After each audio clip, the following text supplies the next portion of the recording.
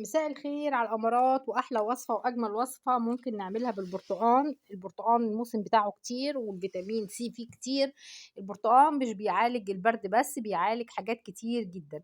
يلا مع بعض هنعمل أقوى وصفة ممكن نعملها بالبرتقان. نقي برتقانة بس تكون طرية كده شوية، وابدأي اقطعي الحتة اللي فوق.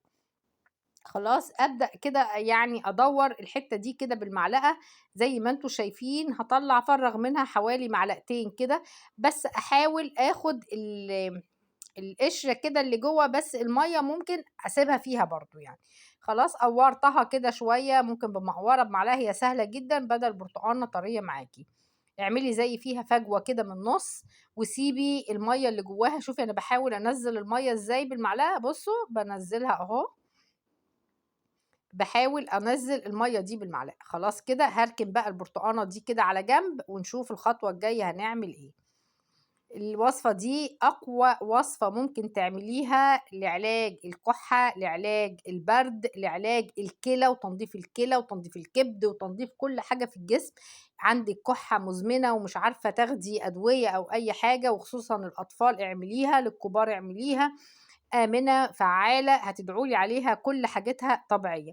معايا ده جنزبيل أو جينجر الفريش، يعني الجنزبيل الفريش أو الجينجر اللي اسمه كده يعني. بتاخدي قطعة كده قد إيه، معلقة كده مليانة صغيرة. خدت قطعة كده، أنا باحطه في الفريزر فباسيبه يفُك سِنّة كده وباقطّع منه. ما عندكيش استعملي معلقة جنزبيل فريش. قطّعتها كده قطع صغيرة خالص. وكمان هاجيب هنا بقى 4 أو 3 فصوص توم. كل وصفتنا النهارده فعّالة وآمنة. قُلنا ما لقيناش الجنزبيل الفريش، نحط جنزبيل باودر. هاقطّع فصوص التوم شرايح كده أو حلقات زي ما أنتِ شايفة كده.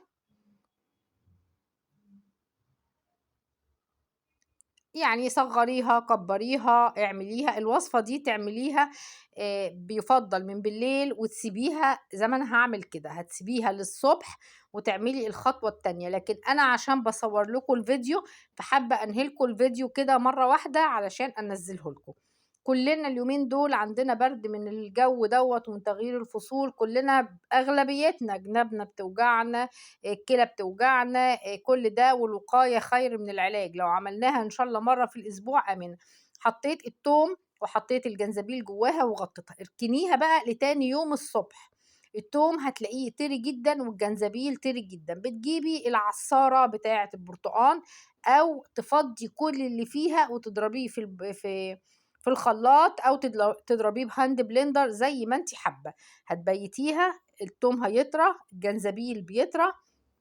بيتيها بقى، بعد ما تبيتيها بتاخديها تعصريها. أنا عصرتها قدامكم عشان الناس اللي هتقول لك ما عنديش كبة ولا هاند بلندر، بعصارة البرتقان العادية. خلاص أنا بس هافضي كل اللي فيها لأن التوم لسه فريش فجامد شوية. لكن أنتِ لو التوم عندك بيتيه، التوم ده بيتهرى من البرتقان والأحماض اللي فيه، فالتومة بتتهرى. التومة هتبقى طرية، هتبدئي تصفّيه. بعد ما تصفّيها امسكيها بقى كمان كمّلي هرس بالشوكة، اوعي ترميها. طب لو عندي طفل هتصفّي بقى الخليط ده وتسقيه مَيّة البرتقان اللي طلعت بالجنزبيل من غ هتهرسي التوم فيه أو هتشربيه بعد ما تصفّيه، أو تشربيه بالتوم والجنزبيل على الريق كل يوم لمدة مثلًا 3، 4 أيام لحد ما الكحة وجنابِك تخف أو الأعراض اللي عندِك تزول.